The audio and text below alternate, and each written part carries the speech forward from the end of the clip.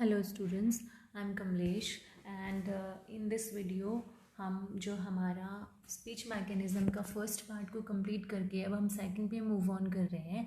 ठीक है, तो इस वीडियो में हम डिस्कस करने वाले हैं कि मैनर ऑफ आर्टिकुलेशन क्या होता है। ठीक है, the manner of articulation is the way the air stream is affected as it flows from the lungs and out the nose and mouth. Manner of articulation होता है कि जब एयर स्ट्रीम है वो कैसे हमारे लंग्स से होते हुए नाक या मुंह से बाहर निकलती है। ठीक है, इसमें सबसे पहले आता है हमारा नेज़ल साउंड्स। इसमें ये 6 अलग अलग तरह के मैनर्स होते हैं: नेज़ल, स्टॉप, अफ्रिकेट, प्रॉक्सिमेंट, फ्रिकेटिव और लेटरल। ठीक है, सबसे पहले हम करते हैं नेज़ल। हमने पहले भी किया था जब हमने सॉफ्ट पैलेट को डिस्कस किया था कि जब हमारा सॉफ्ट पैलेट लोअर्ड था, दैट मीन्स कि ओरल कैविटी हमारी बंद थी, यानी कि नाक के रास्ते से हमारा एयर पैसेज हो रहा था, तब उस टाइम कौन सी साउंड प्रोड्यूस होती है?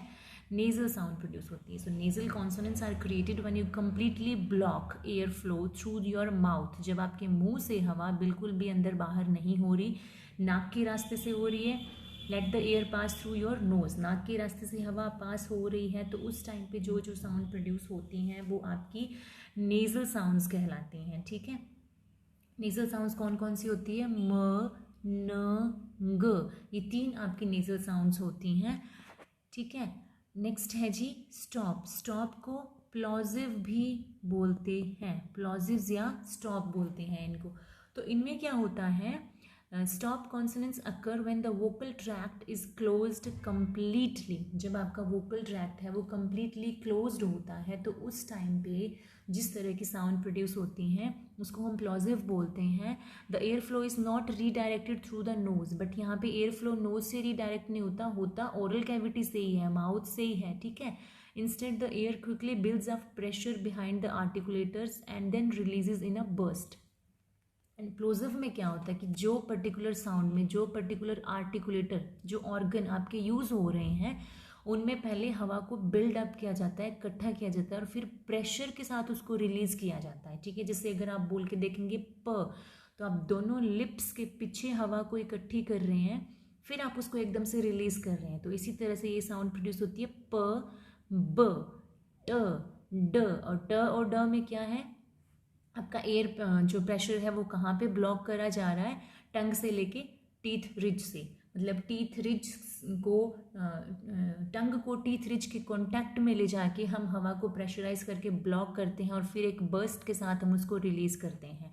और इसी तरह से क और ग में क्या होता है? हमारा back of the tongue use होता है, किसके साथ? सॉफ्ट पैलेट के साथ। तो back of the tongue soft palate के साथ पहले हवा को ब्लॉक करता है, फिर एक बर्स्ट के साथ इसको रिलीज किया जाता है। तो इस तरह से जो साउंड प्रोड्यूस होती हैं, दीज आर कॉल्ड स्टॉप या प्लॉजिव साउंड्स। नेक्स्ट है जी फ्रिकेटिव। फ्रिकेटिव में क्या होता है? जैसे कि नेज़ल और प्लॉजिव या स्टॉप में क्या था कि कंप्लीट ब्लॉकेज था वोकल ट्रैक्ट का। सो फ्रिकेटिव में क्या है? पार्शियल ब्लॉकेज होता है, मतलब हवा को ब्लॉक करा जाता है, रोका जाता है, बट थोड़ा रोका जाता है, और उसको फिर एक नैरो चैनल या नैरो पैसेज के थ्रू फिर हवा को रिलीज किया जाता है। इसमें क्या था? कंप्लीट ब्लॉकेज था, लेकिन इसमें नैरो ब्लॉकेज है, पार्शियल ब्लॉकेज है। जैसे कि ट साउंड कब प्रोड्यूस होती है? जब हम एयर फ्लो को कंप्लीटली ब्लॉक करते हैं टंग और एलोवेलर रिज या टीथ रिज के साथ। ठीक है, but if you let up with the tongue a bit and let the air सीप थ्रू, यू मेक अ स साउंड। जैसे आप अगर ट बोलेंगे तो आप कंप्लीटली पहले ब्लॉक कर रहे हैं एयर पैसेज को, फिर उसको रिलीज कर रहे हैं एक बर्स्ट के साथ। लेकिन अगर हम स बोलेंगे तो आप ये साउंड निकाल के देखिए, इसमें क्या है? बहुत ही नैरो पैसेज आप बनाते हैं, बहुत ही पतला सा संकीर्ण रास्ता रखते हैं, और उसके थ्रू जब हम एयर को लेट आउट करते हैं तो उस टाइम पे कौन सी साउंड प्रोड्यूस होती हैं? Fricative sounds. ठीक है, जैसे इसमें आएगा फ, आपका व, थ, द, स, ज, श, ज और ह। तो ये सारी जो साउंड होती हैं इनको हम फ्रिकेटिव साउंड्स बोलते हैं। जैसे फ में क्या है कि अपर टीथ और लोअर लिप का यूज़ किया हमने, ये फिर अप टीथ और लिप यूज़ हुआ, तो ये कौन सी साउंड बन गई? ये लेबियोडेंटल साउंड बन गई। हम ऑलरेडी इनको डिस्कस कर चुके हैं। तो वाइन, जैसे व साउंड, इसमें क्या यूज़ हुआ, अपर टीथ और लोअर लिप का यूज़ हुआ। थ में क्या यूज़ हुआ, अपर टीथ और टंग का, इसलिए इसको डेंटल बोला जाता है। द में यूज़ हुआ upper teeth and tongue, this is also called dental. स में टंग एंड एलोवेलर रिज या टीथ रिज, तो इसे एलोवेलर साउंड बोला गया। ज में टंग और एलोवेलर रिज यानी कि टीथ रिज का। श और ज में टंग और जो आपके point just beyond alveolar ridge और एलोवेलर रिज के थोड़ा सा पीछे का पॉइंट यानी कि पोस्ट एलोवेलर, इसे बोला गया। और ज में जैसे कि विजन या मेजर में air is force through the tongue and the point just beyond alveolar ridge, tongue का और एलोवेलर रिज के पीछे के हिस्से का यूज़ किया गया, दैट मीन्स ये पोस्ट एलोवेलर साउंड होगी। और लास्ट हमारा है ह, तो ये सारी साउंड 1 2 3 4 5 6 7 8 9, ये 9 आपके फ्रिकेटिव्स होते हैं। और प्लॉजिव्स या स्टॉप्स कितने थे, ये 6 थे। और नेजल हमारी 3 साउंड्स थी। हाँ जी, नेक्स्ट हम चलते हैं एफ्रिकेट पे। अब इनमें क्या होता है, जब स्टॉप मिक्स विद फ्रिकेटिव, मतलब कुछ क्वालिटी स्टॉप की होगी मतलब कंप्लीट ब्लॉकेज होगा, और कुछ फ्रिकेटिव की होगी मतलब जब रिलीज करते हैं तो नैरो पैसेज के थ्रू रिलीज करते हैं। जब इन दोनों को मिक्स करेंगे तब हमारी कौन सी साउंड आएगी, अफ्रीकेट। ठीक है, अफ्रीकेट कॉन्सोनेंट स्टार्ट एज स्टॉप, ये शुरुआत कैसे करते हैं, स्टॉप की तरह करते हैं, मतलब एयर को कंप्लीटली ब्लॉक किया जाता है behind the articulators. Then releases through a narrow channel, फिर रिलीज कैसे किया जाता है, नैरो चैनल। तो ये किसकी क्वालिटी होगी, ये फ्रिकेटिव की क्वालिटी होगी। तो ये इन दोनों का मिक्सचर है, इसलिए ये साउंड कहलाती हैं एफ्रिकेट। तो इंग्लिश में एफ्रिकेट कौन कौन से होते हैं, च और ज, जैसे कि चिक और मैच में, और जैम, बैज। तो अब देखो च में क्या था कि air is blocked with tongue just beyond the alveolar ridge, tongue को जब एलोवेलर रिज के कांटेक्ट में लेके जाके हम ब्लॉक करते हैं और फिर उसको रिलीज करते हैं, इसको ये कहलाती है फ्रिकेटिव।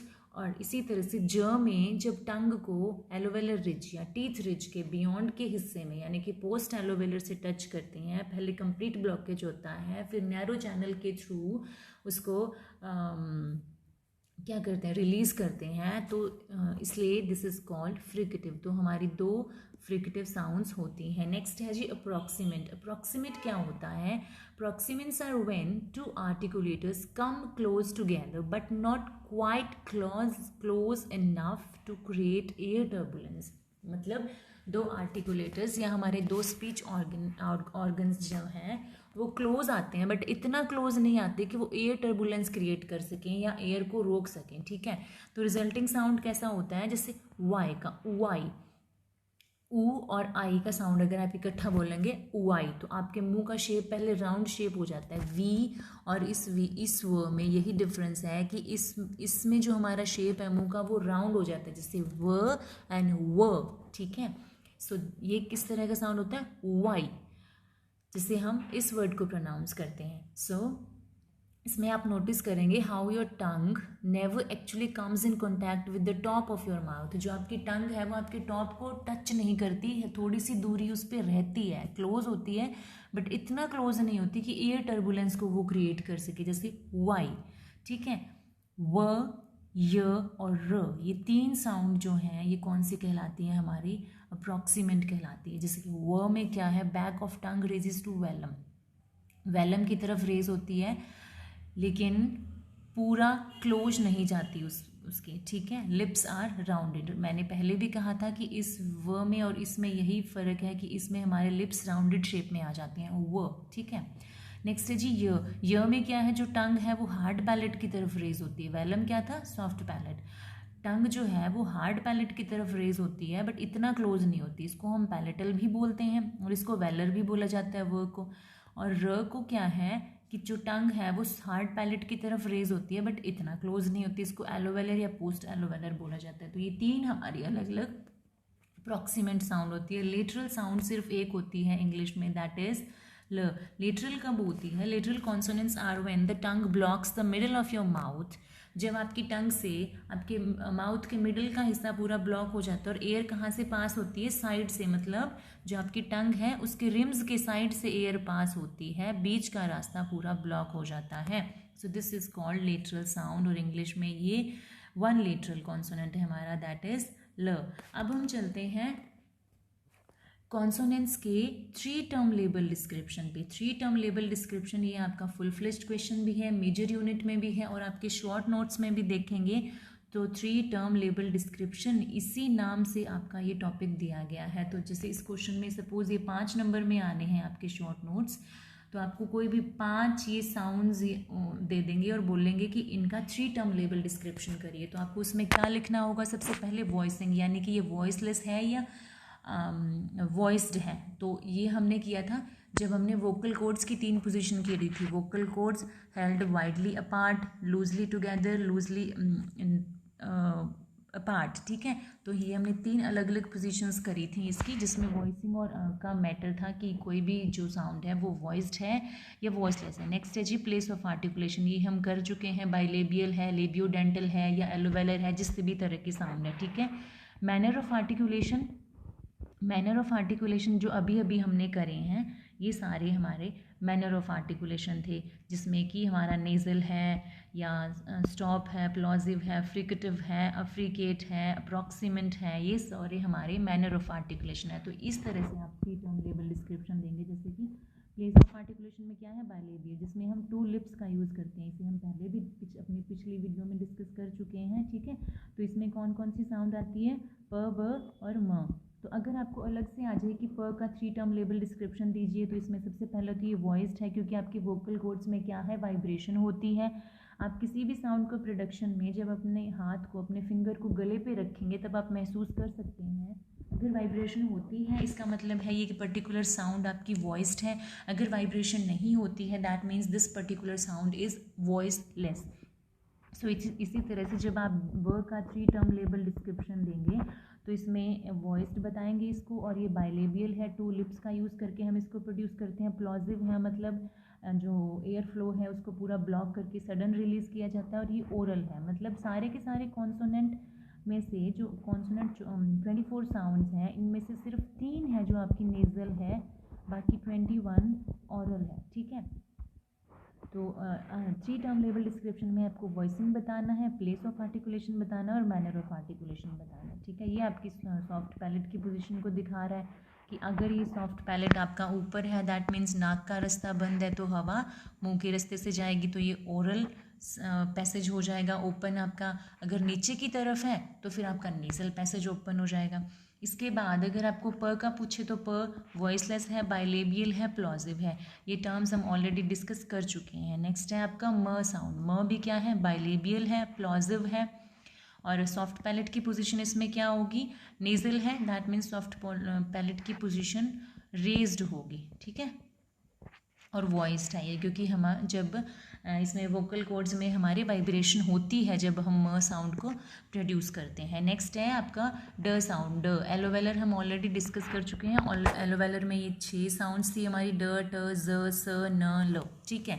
तो सबसे पहले है ड, तो ये वॉइस्ड हो जाएगी क्योंकि वोकल कॉर्ड्स में वाइब्रेशन होता है। एलोवेलर है, ठीक है। और ये प्लॉजिव है क्योंकि आर्टिकुलेटर्स के पीछे पहले हवा को पूरा ब्लॉक किया जाता है, फिर सडन रिलीज़ किया जाता है और ये ओरल कैविटी से प्रोड्यूस होती है, इसलिए ये ओरल हो जाएगी। नेक्स्ट है जी ट। ट भी अगेन वॉइसलेस है क्योंकि इसमें वोकल कॉर्ड्स में वाइब्रेशन नहीं होता है। एलोवेलर है, प्लॉजिव है, ओरल है, ये हम ऑलरेडी डिस्कस कर चुके हैं ये पॉइंट्स।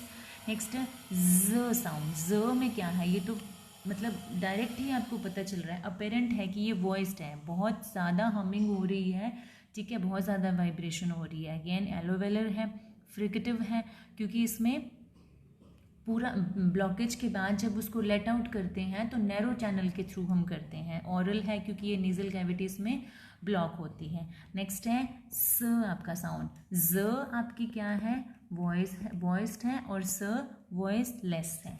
एलोवेलर हो जाएगी, फ्रिकेटिव हो जाएगी, ऑरल हो जाएगी क्योंकि नेज़ल पैसेज इसमें ब्लॉक्ड होता है। ये पॉइंट्स हम बार बार डिस्कस नहीं कर रहे क्योंकि हम ये कर चुके हैं, ये सिर्फ अलग अलग आपको ताकि आपका 3 टर्म लेबल डिस्क्रिप्शन का कंसेप्ट क्लियर हो सके। नेक्स्ट है न। न क्या है? नेज़ल है, स्टॉप है क्योंकि पैसेज को पूरा ब्लॉक करके सडन रिलीज़ किया जाता है। एलोवेलर है, वॉइस है क्योंकि वाइब्रेशन होता है वोकल कॉर्ड्स में। नेक्स्ट है ल। ल में भी वोकल कॉर्ड्स में वाइब्रेशन होता है तो इसलिए वॉइस्ड हो जाएगी। एलोवेलर है, लेटरल है, ऑरल है। तो जब आप ल का डिस्क्रिप्शन देते हैं तो आपको ये सारी टर्म्स डिस्क्राइब करनी पड़ेंगी जब आप इसका 3 टर्म लेबल डिस्क्रिप्शन देते हैं। नेक्स्ट है ग। ग क्या है? ऑरल है, वॉइस्ड है क्योंकि वाइब्रेशन होता है, वेलर है और प्लॉजिव हो जाएगी क्योंकि सडन रिलीज किया जाता है। प्लॉजिव या स्टॉप, ये दोनों सेम ही टर्म्स है, सिनोनिम है एक दूसरे के ये in terms of speech sounds. Next है क। क भी क्या है? वॉइसलेस हो जाएगा, वेलर है, प्लॉजिव है, ऑरल है।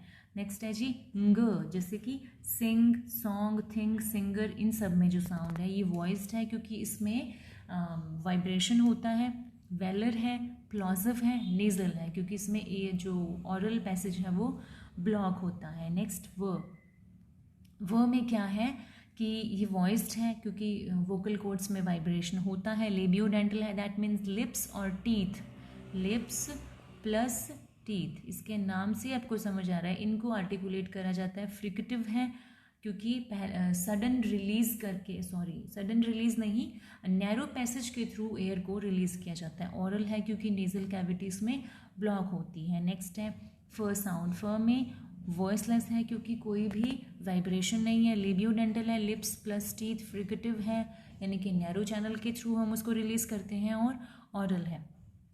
नेक्स्ट है द साउंड। द वॉइस्ड है, डेंटल है क्योंकि टीथ का यूज़ कर रहे हैं, दोनों टीथ और टिप ऑफ द टंग का इस्तेमाल हो रहा है इसमें, teeth plus tip of the tongue को यूज़ कर रहे हैं हम। फ्रिकेटिव है क्योंकि नैरो चैनल के थ्रू एयर को रिलीज कर रहे हैं। ऑरल है क्योंकि नेजल कैविटीज में ब्लॉक्ड होती है, यानी कि सॉफ्ट पैलेट की क्या पोजीशन होती है?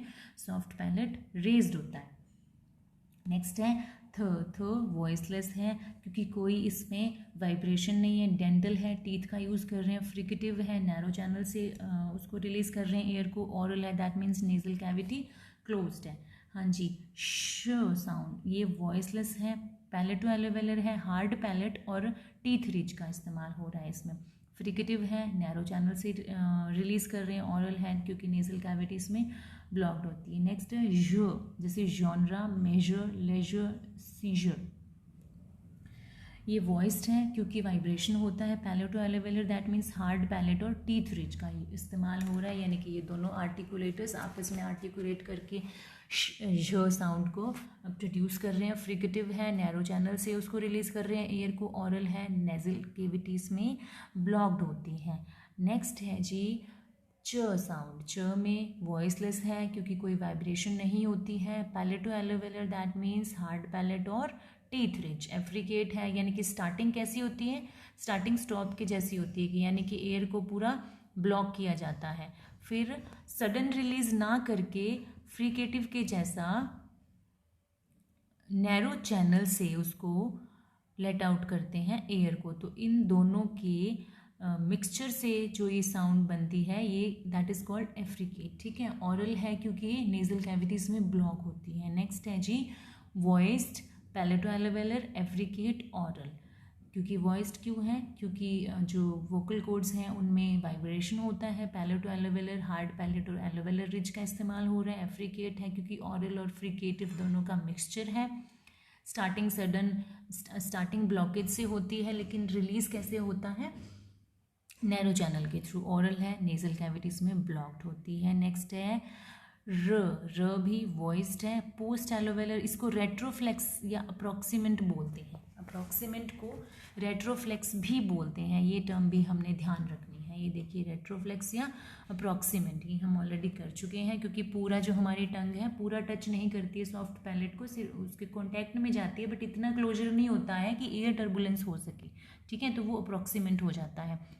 Oral means nasal cavity block है। नेक्स्ट है य साउंड। य भी क्या है? वॉइस्ड है, पैलेटल साउंड है, ये अप्रॉक्सीमेंट है यानी कि कॉन्टैक्ट तो होता है आर्टिकुलेटर्स का, बट इतना कॉन्टैक्ट नहीं होता कि एयर टर्बुलेंस क्रिएट हो सके या कि एयर पूरा ब्लॉकेज हो सके। ठीक है, ऑरल है क्योंकि नेजल कैविटीज में ब्लॉक्ड होती है। और पैलेटल साउंड में, पैलेटल मीन्स पैलेटल वर्ड है तो हार्ड पैलेट का यूज़ हो रहा है। ठीक है, और फ्रंट ऑफ द टंग और हार्ड पैलेट दोनों आपस में आर्टिकुलेट कर रहे हैं। नेक्स्ट है जी ये हो गया।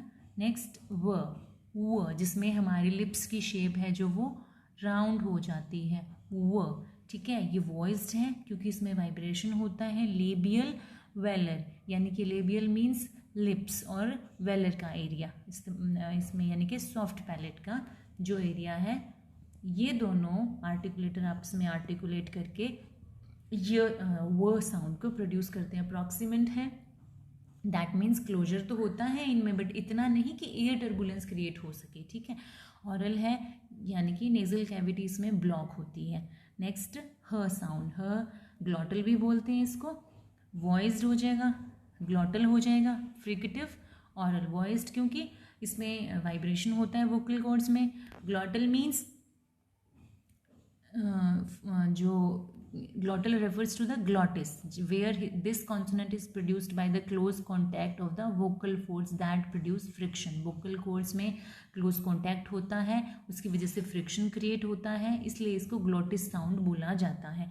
fricative होती है, oral होती है क्योंकि nasal passage आपका block होता है। fricative means narrow passage के through air को let out किया जाता है।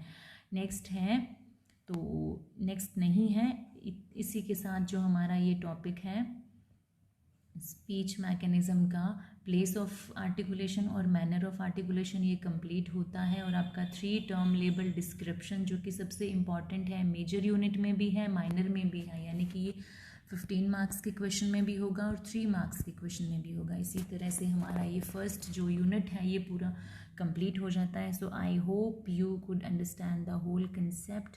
So thank you so much for watching this video. Keep learning, keep enjoying.